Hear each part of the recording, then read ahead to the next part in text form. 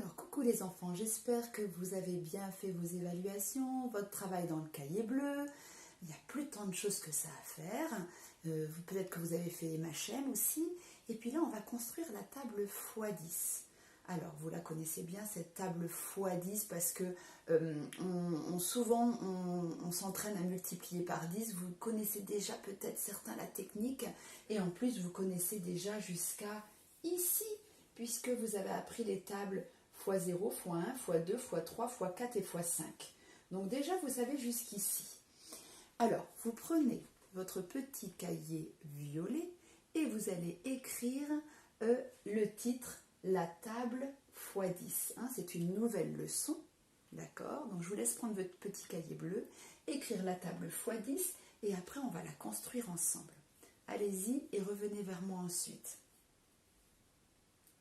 Alors, une fois que vous avez écrit la table x10, vous vous souvenez que pour multiplier par 10, en fait, la technique, c'est de multiplier par 1 et ensuite, on ajoute le 0. D'accord? Par exemple, ici, 2 fois 10. Eh bien, en fait, on fait 2 fois 1, 2. Et on rajoute le 0. Bon, à la fois, vous savez que 10 et 10, 2 fois 10, ça fait 20. C'est le double de 10, facile. D'accord? 4 fois 10, ben vous faites 4 fois 1, 4.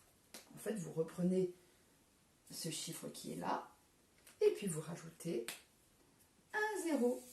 C'est pas plus compliqué que ça. Donc, vous allez écrire cette petite phrase, là, quand on multiplie un nombre par 10, on multiplie par 1, et on ajoute un 0.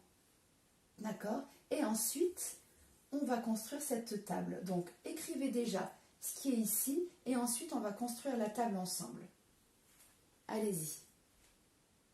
Ça y est, vous avez écrit ce petit texte-là, donc on y va. Alors, 0 fois 10, 0 fois 1, 0. On rajoute un 0, ça fait toujours 0. Donc là, 0.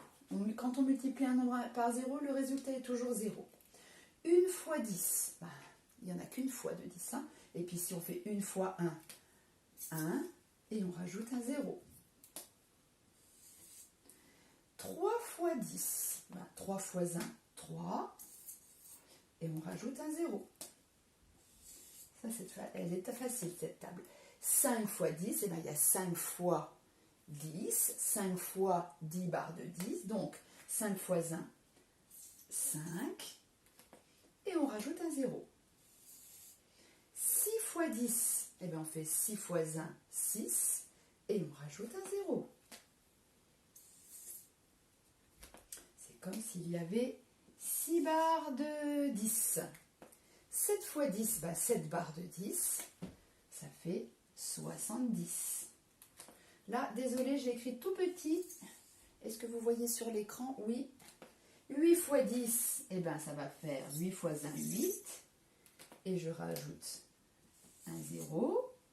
9 fois 10, 9 fois 1, 9. 9 fois 1, 9. Et je rajoute un 0. Et désolé, là, j'ai pas eu la place, mais vous faites en dessous. 10 fois 10. 10 fois 1, 10. Et je rajoute un 0, ce qui fait 100. 10 fois 10, ça fait 100. J'aurais même dû le mettre en rouge, là. C'est pas grave. Vous pouvez faire comme moi en rouge ou tout écrire en bleu, c'est comme vous voulez. D'accord? Donc, voilà la table des 10. Et après cette table-là, quand vous la saurez bien, vous saurez toutes les tables qu'on doit savoir en CE1. x0, x1, x2, x3, x4, x5, x10. Et puis, vous savez que dans votre cahier violet, vous avez toutes les tables, vous savez, avec les petits points. Il y a aussi la table x10. Donc, quand vous êtes à l'aise avec la table x10, après, on peut vous interroger aussi sur cette table. D'accord? Donc, voilà. Donc, il va falloir la recopier. Et puis, on va commencer, vous allez commencer à l'apprendre.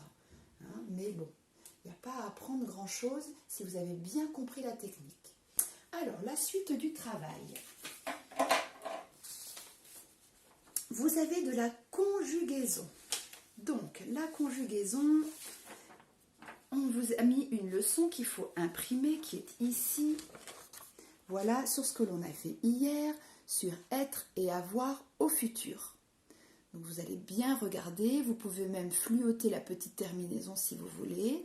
Et puis là, c'est pour vous entraîner à l'oral, à conjuguer au futur être content, être à la montagne, être en voyage, ou avoir faim, avoir de la chance, avoir des souvenirs.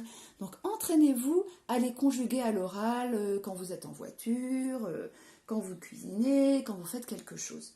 Et puis j'aimerais bien, avec l'aide de vos parents, que vous écriviez une phrase avec le verbe être au futur, comme vous voulez, vous inventez une petite phrase. C'est plutôt pour pas qu'il n'y ait de faute. Vous faites aider pour pas qu'il y ait de faute. Et ici, une petite phrase avec le verbe avoir au futur. Donc, vous inventez une petite phrase, majuscule, point, majuscule, point. Vous pouvez commencer par demain ou plus tard ou quand je serai grand, comme vous voulez. D'accord ? Voilà, et celle-ci, vous la collez dans votre petit cahier jaune. C'est la leçon sur être et avoir au futur. Voilà, et puis ensuite, on vous a demandé de faire un petit travail de production d'écrit que vous allez aussi coller dans votre petit cahier jaune. Voilà, qu'il va falloir compléter, qui est aussi sur le Padlet, qu'il faut imprimer. Donc là, c'est avec avoir et être. Donc là, vous allez utiliser le verbe être et ici le verbe avoir. Quand je grand, une maison multicolore. Donc ça va être quand je serai grand, j'aurai une moto multicolore. Quand tu seras grand, tu auras une maison sur une île. Donc ça, c'est moi qui ai inventé les fins de phrases. D'accord ? C'est pour vous faire conjuguer avoir et être.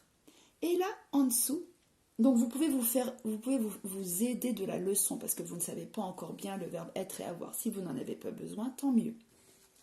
Et en dessous, là, il va y avoir un petit peu de production d'écrit parce que c'est vous qui allez devoir inventer la fin de la phrase. Donc là, vous allez devoir utiliser le verbe avoir quand j'aurai 9 ans, quand tu auras 10 ans, quand il aura 11 ans ou elle aura 11 ans, quand nous aurons 12 ans, quand vous aurez 13 ans. Et là, alors essayez d'utiliser le verbe être au futur. Je serai, et là, il faut inventer quelque chose. Alors ça peut être quelque chose de complètement imaginaire. Vous avez vu, moi j'ai vraiment mis des choses un petit peu imaginaires par moment, d'accord ? Donc je serai, d'accord, un astronaute. Quand tu auras 10 ans, tu seras un petit coquin, je ne sais pas, vous inventez des petites choses pour terminer vos phrases, d'accord ? Ce qui fait travailler aussi un peu la production d'écrit et l'imagination. Et surtout, vous faites bien corriger par vos parents. Et cette feuille-là, vous la collez aussi dans votre cahier jaune parce que ça fait un petit peu partie de la leçon sur être et avoir au futur.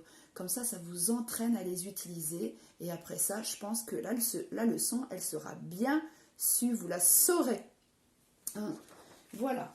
Alors, ensuite, qu'est-ce qu'il y a d'autre à faire ? Eh bien, vous faites le petit travail, vous allez voir, ça ne va pas prendre beaucoup de temps avec Pascal sur la frise chronologique. D'accord ? Vous faites juste l'exercice 1 et 2. Le 3, il sera à faire pour la semaine prochaine. D'accord ? Et si vous êtes trop fatigué, vous pouvez faire le 1, puis vous ferez le 2 et le 3 la semaine prochaine. Le principal, c'est d'avoir fait les 3 exercices mardi prochain. D'accord ?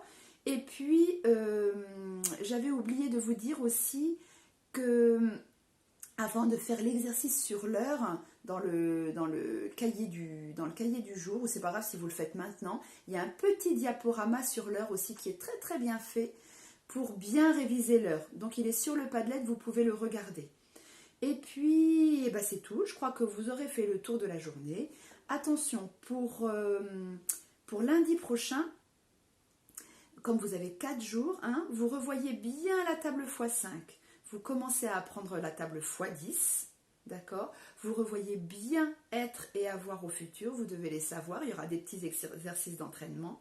Et vous revoyez l'heure, parce qu'il y aura une évaluation lundi sur les heures pleines, les demi-heures, les quarts d'heure, l'heure du matin et l'heure de l'après-midi. Donc entraînez-vous bien, parce que lundi prochain, il y aura une évaluation. Voilà. Et bien, je vous souhaite de bonnes petites vacances. Profitez-en bien. Peut-être que vous allez pouvoir bouger un petit peu, parce qu'on a le droit de faire 100 km.